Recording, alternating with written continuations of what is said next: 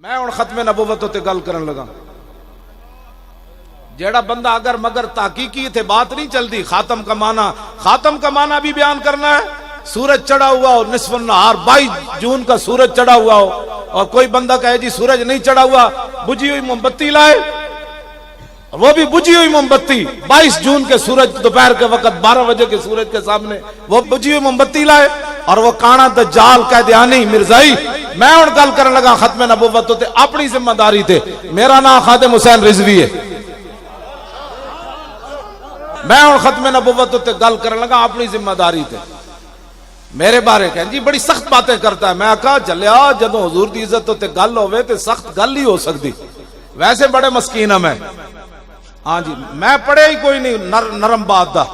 ابو دجانہ نو حضور تلوار دیتی نا میدان احد وچ تو انج لے کے چلے ان الذی یاہدنی خلیلی ونحن بالصفق لدى النخیل اللہ حکومت دہر فی القیول اضرب بسیف اللہ والرسول. کیا جی جو حالات کو دیکھ کر پیچھے ہٹتے ہیں نا, میں ان کے لیے حضور کا وہ حضور کی تلوار کے اوپر پتہ کیا لکھا تھا؟ فی الجبن عار وفی الاقبال مکرمۃ والمرء بالجبن لا ینجو من القدر. جو تلوار میرے آقا نے ابو دجانہ کو دی اس پر لکھا تھا کہ بوزدلی ایک شرمندگی ہے, آگے بڑھنا عزت ہے, اور کوئی بندہ بھی اپنی بوزدلی کی وجہ سے تقدیر سے نہیں بچ سکتا. آگے بڑھنا عزت ہے, حالات کو دیکھ کر پیچھے ہٹنا عزت ہے. حالات تے کدی بھی ٹھیک نہیں ہوئے. جدو حضور نو لوگا پتھر ایتھے مار دیتا ہو تو حالات ٹھیک سے. مولوی خادم کی پگڑی نہیں کھلنی چاہیے. اپنی پگڑیوں کی حفاظت کے لیے لوگ حالات کا رونا روتے ہیں. حالات کا رونا نہیں رونا, کچھ بھی نہیں ہونا. کیا آخر موت ہے نا, اس سے بڑی کیا بات ہو سکتی ہے کائنات. میں خالد بن ولید دی قبر تے حاضر ہویا ملک شام. لکھیا سی قول خالد بن الولید حین حضرت الوفات لقیت قضا و قضا زحفا فما فی جسدی شبر الا وفی ضربۃ بسیف اور رمیۃ بسہم او طعنۃ برمح وہا نموت علی فراشی حتف انفی کما یموت البعیر فلا نامت اعین الجبناء. فرمایا خالد بن ولید اس ویلے گل کیتی جد دنیا تو جان لگے. فرمایا میں بڑی بڑی جنگاں وچ حاضر ہویا, میرے جسم تے ایک بالش جگہ نہیں بچی جتھے تلوار تے تیر تے نیزہ نہ لگیا. تیرا میرا جسم زیادہ قیمتی, ایک ہتھ کڑی بھی حضور دی خاطر نہ لوا سکتا. ایک ہتھ کڑی بھی حضور دی خاطر تو نہ لوا سکیا, ایک پرچ بھی حضور دی خاطر نہ کٹا سکیا. فرمایا ایک جسم تے ایک بالش جگہ نہیں بچی. فرمایا اس موت نو میں بڑی بڑی جنگاں وچ تلاش کیتا, ادوں تے نظر نہ آئی. اج خالد نو کمزور سمجھ کے آ گئی. کیوں جی موت بھی نہ آئی. آخری جڑا جملہ ہے نا خالد بن ولید دا بڑا ڈاڈا ہے. آپ نے فرمایا فلا نامت اعین الجبناء. فرمایا بوز دلاں شالا کدی نیند نہ آوے. فرمایا بوز دلاں نو جا کے میرا پیغام سنا دینا جے تلواراں تے تیراں تے نیزے نال مردا خالد کدوں دا مر چکیا ہوندا. مرنا اسی ویلے ہے جس ویلے موت آئی ہوئے بندے نے. ہاں جی لبیک یا رسول اللہ. ہن دوسری فرمان جنگ یرموک مسلمانوں دی تعداد 36,000, کافراں دی تعداد 3.5 لاکھ.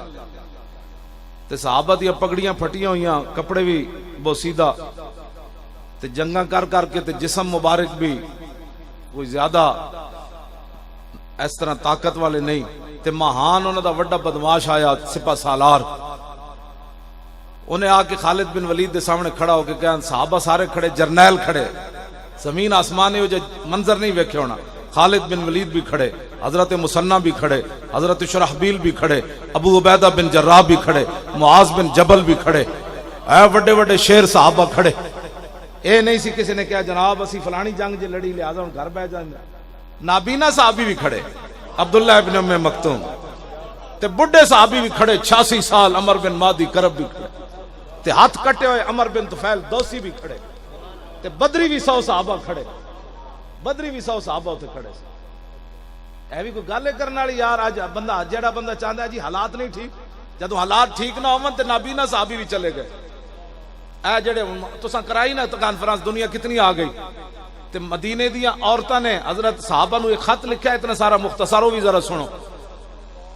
جدوں حالات بہت خطرناک ہوئے مدینہ پاک کی خبراں پھیلنیاں شروع ہوئیاں کہ حالات بڑے خطرناک ہے جنگ یرموک, تے مدینہ دیاں صحابیات نے خط لکھیا صحابہ نو. فرمایا انتم انصار اللہ اور واللہ ینصر من نصرہ فرمایا تم ہی اللہ کے اور رسول کے دین کے مددگار ہو، لیکن ایک گل یاد رکھنا، اللہ ادھی مدد کرنا جڑا پہلے اللہ دی مدد کرے۔ اج تک دین واسطے تسی چلے ہی کوئی نہیں، ذرا چل کے ویکھو تے صحیح مدد آندی کہ نہیں آندی۔ تسی تے چلے ہو سیاسیاں واسطے، تسی تے چلے ہو برادریاں واسطے، جے محمد عربی دے دین واسطے چلے ہوندے تے دین دے سمندر وچ بھی گھوڑے نہیں ڈبن دیندا۔ میں سچی تہاڈے نال گل کر رہا۔